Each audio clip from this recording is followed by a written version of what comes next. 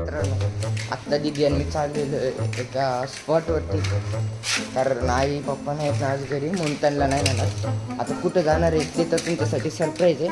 त्यात मला हुडी पण घ्यायची आहे, कारण मी फिरायला जाणार आहे राजगडला, तेव्हा मला लागण पाटाचं जायचं आहे ना, आणि हे खूप हेवी आहे म्हणून हे घालता पण नाही ना, मग हुडी इज बेस्ट ऑप्शन.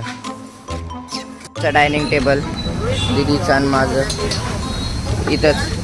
सगळ्या पोरींची एकच पोज असते का ग अशीवाली? जेवढ्या सगळ्या असं झालंय माझं.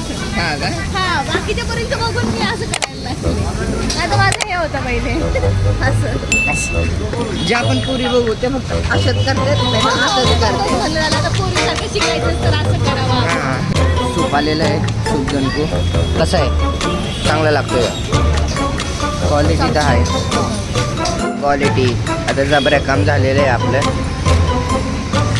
टाईमपासून तिथं संपलेलं आहे. आता ह्याच्यावर तावून लॉलीपॉप पण आलेले आहेत गरम गरम, तिथं तळले आणि इथून डायरेक्ट त्यांनी फ्राय करून आणले ताजा